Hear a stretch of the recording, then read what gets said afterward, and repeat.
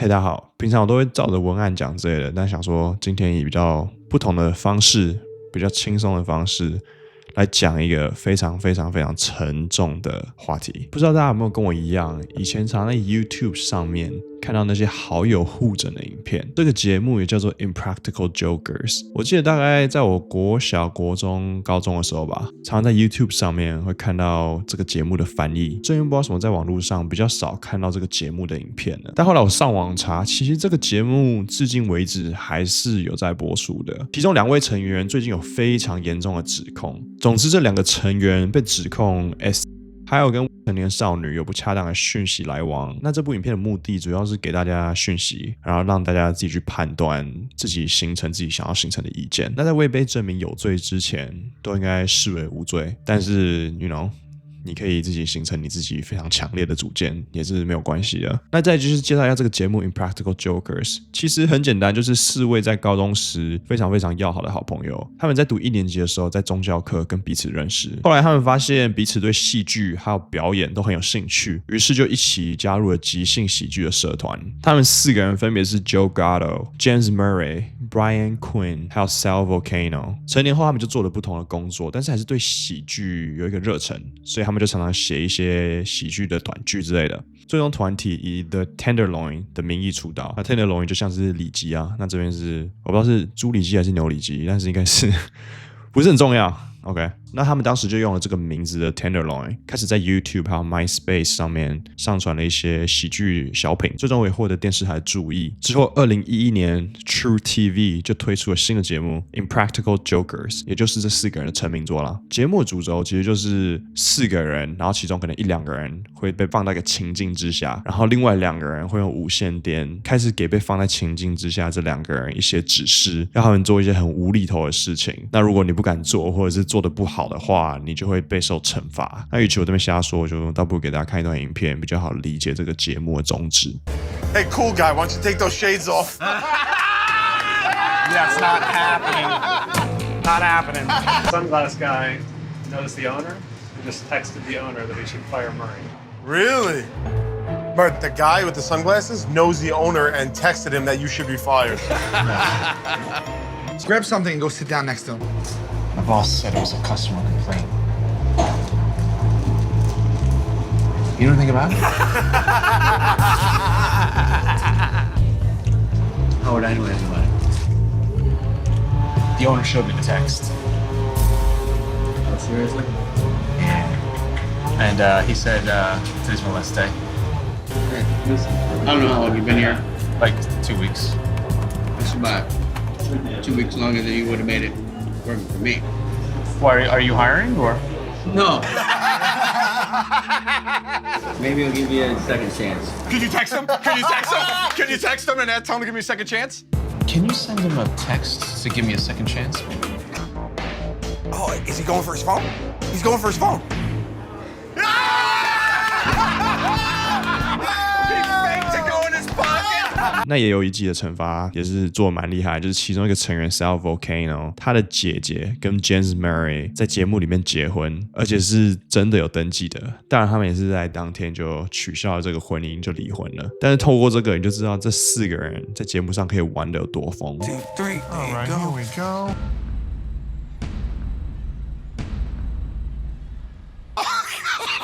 No. Nice. Where's Where are this? they going? Where are they? Oh, that's the city clerk. Oh my God, That's no. really the city clerk's office. Oh, Is that no. an official marriage Oh certificate? no, that's not a real deal, is it? He's signing it. Oh no, and she's signing it at the city clerk's office.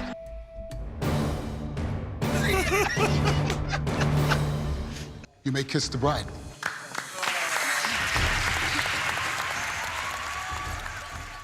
那第1季的播出非常成功，吸引了3200人的观看。那至今为止，他们还是在 True TV 上面播出。正当这个节目播了10几年，看似一切都是风帆平顺，平顺风帆，一路风顺啊，那叫什么？一路风顺。哦，一路顺风，一路顺风。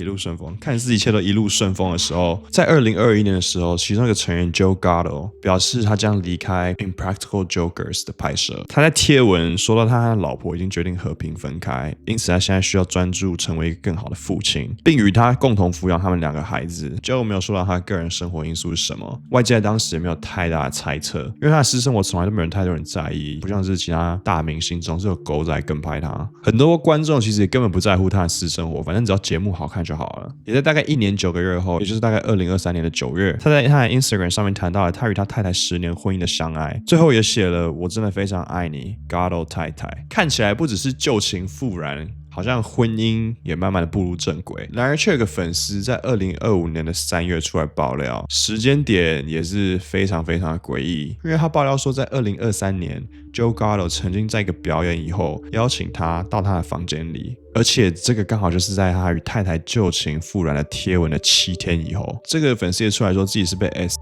那先不管说这个粉丝说的是不是真的，光是在这个太太旧情复燃的贴文的7天以后，邀请了一位女粉丝到她的房间里面，我真的就觉得That's just suspicious。 这个爆料粉丝也给了一张在饭店里面拍照的画面，来证明拍摄时间是9月9号，也就是跟老婆回归了1个礼拜以后。他先上传了一部影片，简单的说到，谁知道在第一次遇见到名人以后，他在之后的人生对所有的名人观点都完全改变了。所以他要上传一个图片，由于画面太露骨了，所以我就稍微打码一下。反正就是 Joe Gatto 似乎在他的布上留下了牙齿的印记 ，and it's just weird。 而且我后来看很多 Joe Gatto 的图片，他常常笑的时候，他的牙齿就露在外面，看起来像在咬什么东西一样，看的就是真的很奇怪。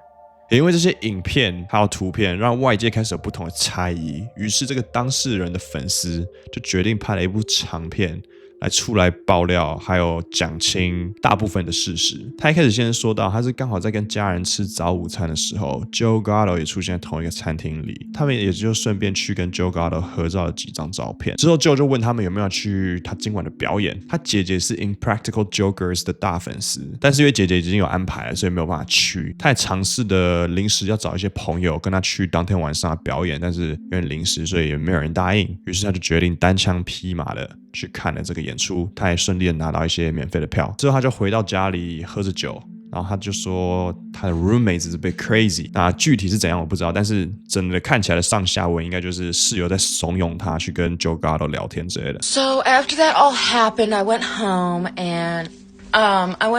and I had a crazy roommate at the time, and so I was drinking not because of her, just because I was drinking, because I like to drink anyway.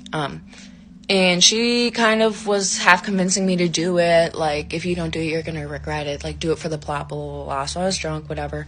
And then he was texting me all this stuff, and, like, it was starting to get a little weird, you know? So happy you loved it. Sorry I made you cry, haha. No worries, all good tears anyway, haha. Okay, you look great in the picture, so that's good. Thank you. I think at the start of the picture, though, trying to kind of, let's get around that. That was a little weird, so let's just gonna pretend that didn't happen. So then we get a debatable. Story replies agree with me. Glad I'm giving you street cred, low key. And then I'm like drunk and I'm being honest because it's a celebrity. I don't know how they work. So I'm like, I'd rather have real friends. Street cred just got to show the people what they missed. What did it say? Fuck yes, what a day. Yeah. I hope the rest of your night is epic. Literally just tell them what I'm doing. 于是他就开始在跟 Joe Gatto 这边聊天，聊一聊，传讯息。然后突然间 Joe Gatto 就 turn on the vanish mode。vanish mode 就是 Instagram 上面应该是传完讯息就会不见，像是 Snapchat 那样。我是没有仔细用过，但是应该就是你传讯息然后关掉以后，那个讯息就会自动删除的一个模式。那 Joe 也传了讯息问他要不要去他饭店里面，但是我们不知道这个前后文是什么。我们不知道他前面是聊得很开心，然后突然间问他要不要去他饭店里，还是有点半强迫的问他要不要去他饭店里，我们无从得知。So after this, he turns on vanish mode. Also, the sky looks kind of pretty. He turns on vanish mode. So I didn't get much of that, and I was drunk and crazy roommate, so doesn't make the best combination. But I did get the one screen or like picture of my phone of him on vanish mode texting me the instructions to get to his apartment. not apartment, hotel room.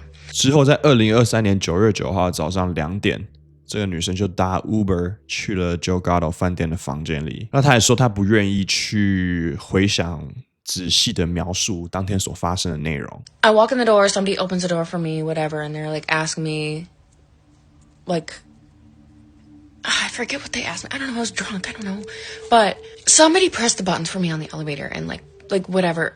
So I don't know what was going on. I don't like to think about it, but anyway, it was, yeah. And then I have pictures in the outside the elevator, like in the waiting area to go down the hallway. It was the weirdest, like long, like I don't know if it was a U shape, but it was like a super long, curvy. Hold on.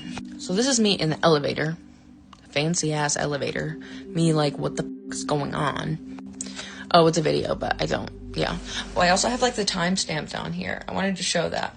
This is how late it was. This is, I think, when I left. But it was this big ass area. Also, I like this cone. That's kind of funny. But yeah, then some stuff happened. I don't want to go into the details about everything, but some things I forgot to mention. This was right after I turned 19. And right after he got back together with his wife. 所以其实因为他不想反映当天的内容，可能是心里有些创伤还是怎样的，但是这也导致观众不知道该怎么去反应，毕竟是2个成年人了，然后他是单方面的指控说 Joe Gatto X 他，当然他又不愿意说详细的过程，所以网民的反应也算是非常的两极。像是有些人说到，我不是要责备受害者，但如果你同意去一个男生的饭店房间，绝对不是去那边做朋友而已。也有人说到，看完以后感觉他只是喝醉酒，隔天起床以后开始后悔晚上打了枕头战。但是另一方面，有人说到，就趁他喝醉酒的时候把他引诱到饭店房间，这个就是 S。有其他支持人说到，不应该责备受害者，即使这是为了浪漫关系才去他的房间里，然后这个女生采取了第一个动作，但是后来不想继续，却还是被做了什么事情，这也算是 S。那在一些其他的留言里面，也有人说到他在这个爆料的影片里面有很多不认真的地方，让人感觉他是真的觉得自己有被 S 吗？当然，我为什么专业的心理医生，每个人对自己创伤的 coping mechanism 都不一样，所以我也没有办法去评论这个留言的准确性。但是就是有人点出这个点，像是他一开始说到 "It's my time to shine"， 就是这是我的时刻，我也不知道中文怎么翻译，这是我的时刻吗？听起来应该算是吧。And now I have some, so here's my time to shine. Here we go.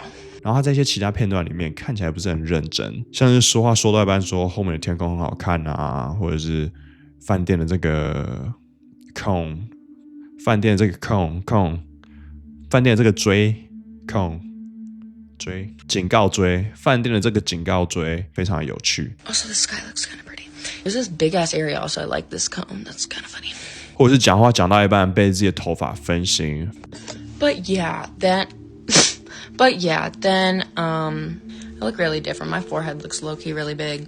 但是有人说他看了整段影片却不知道自己看了什么，因为他根本就没有讲详细的内容，所以没有办法说 Joe Gatto 到底有没有做了什么不好的事情。他是有设了一个很像是刚刚所说到的 Joe Gatto 用牙齿他，但是从他上面看起来也不能确定是不是牙齿，我也没有咬过人，也没有被咬过，所以我也没办法跟大家说到底是牙齿还是不是牙齿。那这个爆料以后就有出来，就有说到他用了不好的判断，但是知道他的人都知道他不会去别人。这个爆料一出来，开始接二连三的指控都开始指向 Joe Gatto。有一个前员工说到，他在15岁的时候去看了 Joe Gatto 的表演，后来他大学毕业了以后，也顺利的在 Impractical Jokers 里面工作。他在工作的一开始也被其他前员工警告说 ，Joe Gatto 常常会做不恰当的行为，如果你不喜欢的话，你要马上的拒绝他。他开始工作了一阵子以后，就开始发现 Joe Gatto 有一些非常诡异的行为，像是他要求他帮他按摩，他曾经邀请他到他的房间里面，说要一直抱抱取暖。就我会跟他说，他跟他妻子正处于一个开放式的关系。这个爆料者现在回想起来，觉得他当初应该是在骗人的。那这2个指控以后，正当我以为要结束了以后，又有2个高中刚毕业的女生出来指控 Joe Gatto 有很多怪异的行为。那他们也说到他们没有被 S， 只是想告诉大家 Joe Gatto 的行为也是非常的怪异。This is not a video about him us in any way, shape, or form. Nothing physical happened. 他们在一次见面会的时候，问这2个同性恋的女生要不要在他面前亲嘴，就是不是热吻，就是稍微这样，像是鸟这样亲一下、啄一下这样。但是如果你想一下，这个2个女生高中刚毕业的话，这段话也算是蛮不恰当的。Is when stuff started getting weird because he was telling us to kiss. Basically, he told us to kiss 3 times in a row. And just like, not like make out or anything, but just like a normal, you know, little peck. And so we thought that was weird, but I was trying to make it not weird by just eating all of his food. I was just walking around eating his food. 接下来 Joe Gatto 叫他们坐下，然后他们就开始聊一堆有的没的。然后 Joe Gatto 就突然间说：“我可以碰一下你们的肚脐吗？” Yeah, this guy's weird. So then he told us to take a seat with him on the couch, so we did. And he was staring at our stomachs, and he was wondering if we had an innie or an outie belly button. And he told us to lift up our shirts, so we did. I mean, it was kind of, we couldn't not, you know. So we did, and then he asked to touch them. And that's when it started getting weird. He was stroking our bellies. And that sounds so weird, but I swear to God, that's what he was doing. He was literally touching our belly buttons. 当他们要走的时候 ，Joe 又在他们其中一个女生的脸颊上亲了一下，然后给了她100块美金，因为他觉得他大老远开车跑来看他。我觉得这些指控太强了。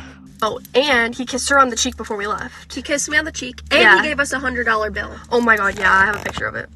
But basically, okay, this is what I was wearing. You see it, like the red jacket with like that yellow wristband for like meet and greet passes.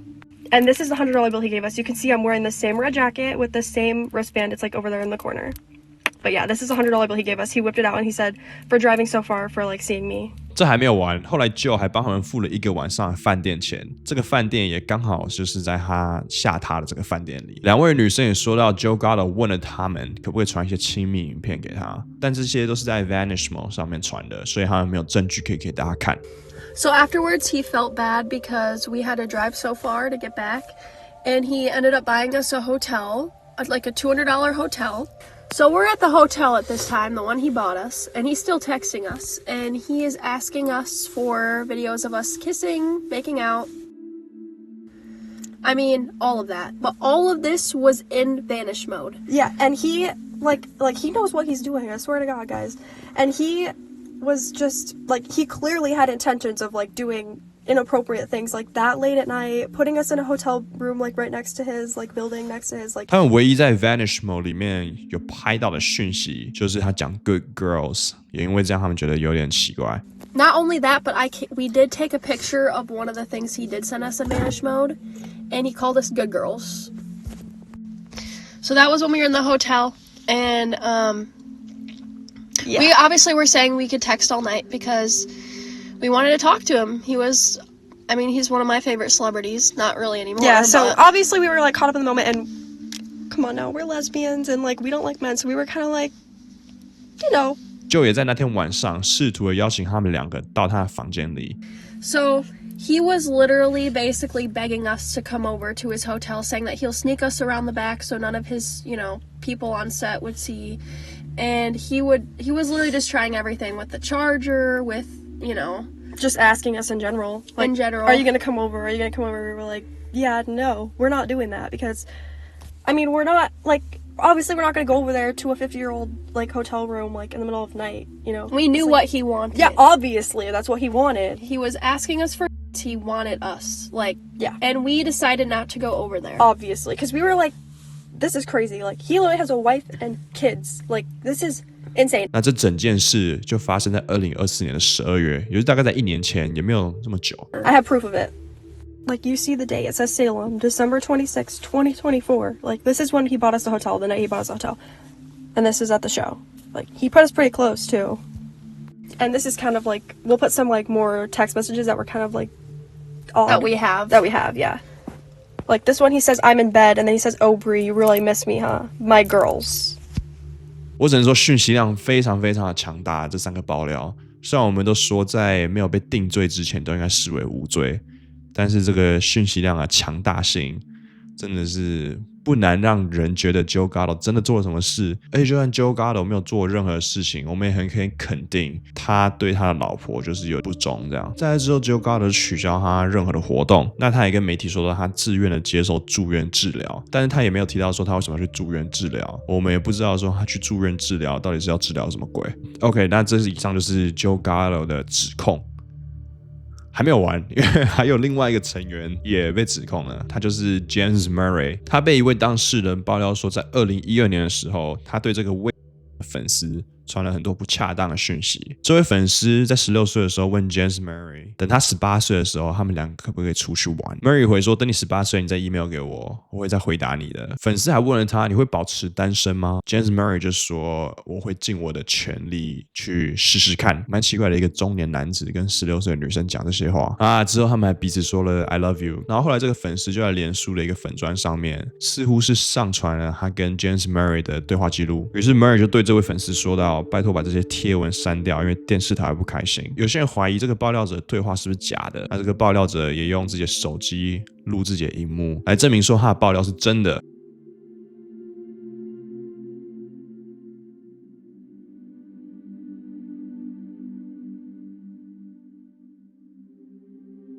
那我不是什么数位资讯的鉴定专家，但是我看了很多他上传的影片，看起来是真的蛮像真的，不是在自己的地下室搞出来的 AI 对话记录。那这个爆料似乎却没有影响到 James Murray， 他也没有多做任何的回应，到现在他还是继续在这个节目上非常的活跃，他也是剩下的3名成员的其中之一。爆料者也没有对 James Murray 采取任何的法律行动。有趣的是，有人发现这件事发生在2012年，当时爆料者只有16岁 ，James Murray 的老婆在2012年的时候，再回退一下，大概也只有17岁，也就是跟这爆料者差了1岁，所以 maybe James Murray 喜欢某种特别类型的女生。这也不是第一次演艺圈好莱坞的怪人喜欢比自己年轻的人，像是 Woody Allen 跟自己伴侣的女儿结婚，这又是另外一个大故事了。我曾经也是很喜欢 Woody Allen 的电影，毕竟他风格非常独特，运镜什么也都拍得非常的有艺术美感。但后来我却学到了 Woody Allen 过去的种种，让我开始对他的电影看法有点不一样，有点看不下去。Anyway， 这是